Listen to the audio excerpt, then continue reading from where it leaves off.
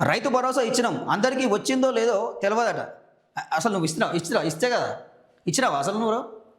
రైతు భరోసా నిధులు 9,000 కోట్లు రెడీగా ఉన్నాయి. మున్సిపాలిటీ ఎలక్షన్లు అయిపోగానే నేను విడుదల చేస్తా, ఖాతాలో జమ చేస్తా అని చెప్పి మాట్లాడినావు. ఒక్కరికైనా పడ్డాయా? చలో చూపించు, ఏ రైతుకు పడ్డాయో. అంటే ఏమంటుండగా మీరు రైతు భరోసా ఇచ్చినమాట, అందరికీ అంటే రుణమాఫీ చేసిండడిగా, అందరు రుణమాఫీ కూడా చేసిండు. సో మీ కాంగ్రెస్ కార్యకర్తలు అంటారు, నాకు రుణమాఫీ కాలే అని చెప్పి. ఎవరో బయట కూడా కాదు, వారి రేవంత్ రెడ్డి నమ్ముకుంటే మాకు రుణమాఫీ కాలేదు, 2 లక్షల రుణమాఫీ అన్నాడు, నాకు గానే కాలేదని చెప్తా ఉన్నాడు. రైతు భరోసా ఇంతవరకు మాకు అసలు రాలేదని చెప్తా ఉన్నారు. వేరే పార్టీలో కాదు, సోయండి అలా కదా నీకు. మీరు రైతు ప్రభుత్వం అంటావు, ప్రజాపాలన అంటావు, ఏంది నీ ప్రభుత్వం, ఏంది నీ కథ? రైతులకు నువ్వు కనీసం యూరియా సప్లై చేయలేకపోతున్నావు, రైతు భరోసా నిధులు విడుదల చేయలేకపోతున్నావు. నీదో పరిపాలన, నీదో కథనా? మన దగ్గర బడ్జెట్ లేదు, ఖాళీగా ఉంది, ఖజానా ఖాళీ. మీరందరూ దోసుకొని తింటుంటే ఖజానా ఖాళీ కాకపోతే ఏముంటుంది? రేవంత్ రెడ్డి, నువ్వు, మీ తిరుపతి రెడ్డి, కుండల రెడ్డి, నీ మంత్రులు పొంగిలేటి, నీ మంత్రివర్గం మీరంతా దోసుకొని తింటుంటే ఎట్లా ఉంటుందండి? ఖజానా ఖాళీ కాకపోతే ఏముంటుంది? ఎవరికి అందిన కాడికి అంత గుంజుకొని తింటుంటే ఖజానా ఖాళీ కాకపోతే మరి ఏముంటుంది? సో ఒకసారి ఏం మాట్లాడి ఒకసారి వినిపిస్తాయండి, ఒకసారి వినండి రేవంత్ రెడ్డి మాట్లాడే మాటలు.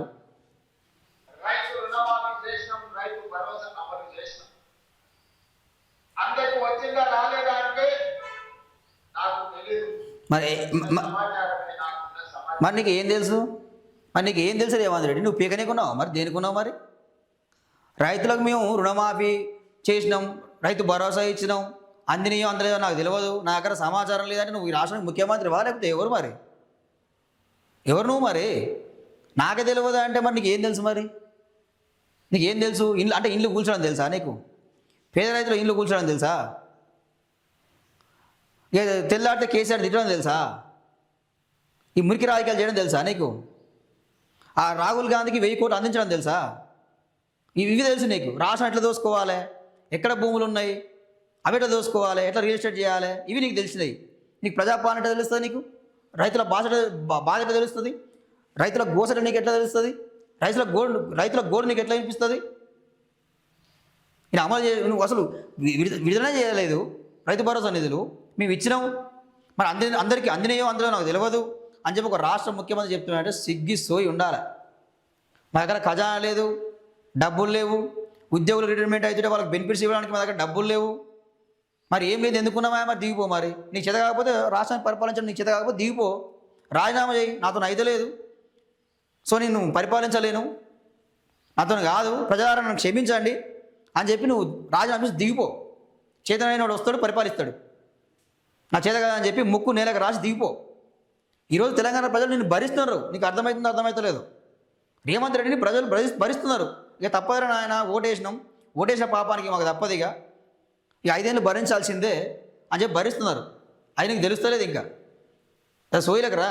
ఇక నీ పక్కన ఎవరో ఉండి భజన చేస్తున్నారు. ఇక ఈ భజన చేస్తుంటే రాష్ట్రం అంతా బాగుంది, బాగా అమలు చేస్తున్నావు సంక్షేమ పథకాలు.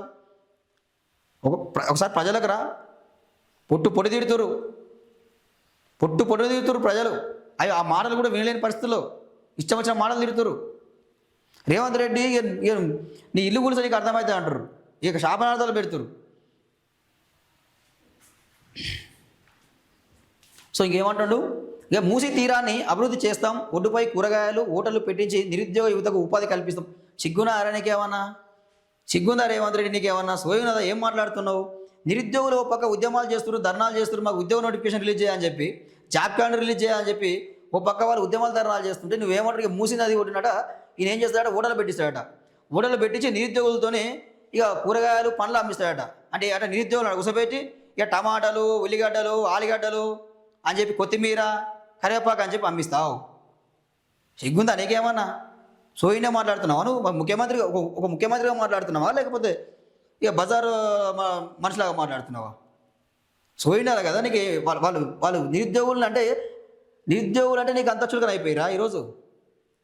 అంత చులకన అయిపోయిరా నీకు? అంటే చదువుకున్న విద్యార్థులు వాళ్ళు ప్రిపేర్ అవుతూ ఉంటే అంటే ఈ పని చేపిస్తాడట. అంటే దీని అర్థమైంది, నేను ఉద్యోగాలు అయ్యాను, ఉద్యోగ నోటిఫికేషన్ అయ్యాను, జాబ్ క్యాలెండర్ లేదు, ఏం లేదు. ఇక సో ఇక కూరగాయలు అమ్ముకోవాలి.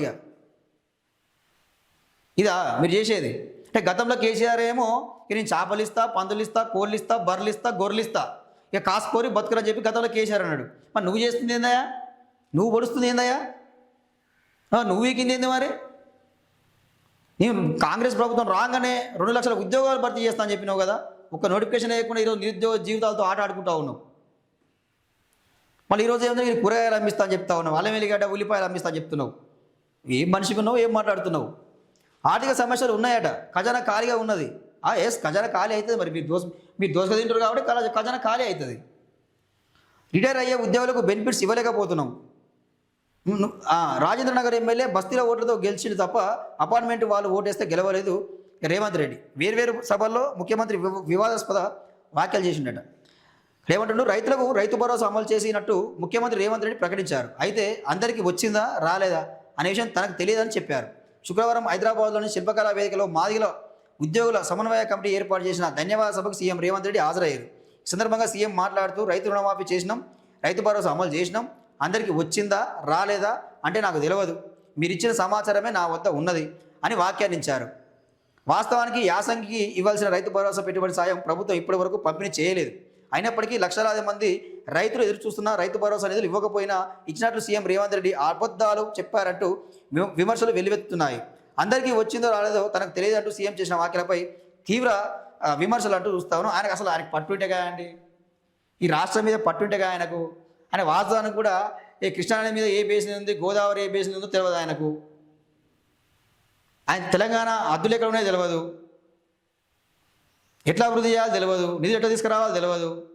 ఏమైనా కానీ ఆ కంపెనీ వేసుకొని లోడా లోడా లోడా లోడా లోడా ఓరులు ఒక్కడే ఎరికే,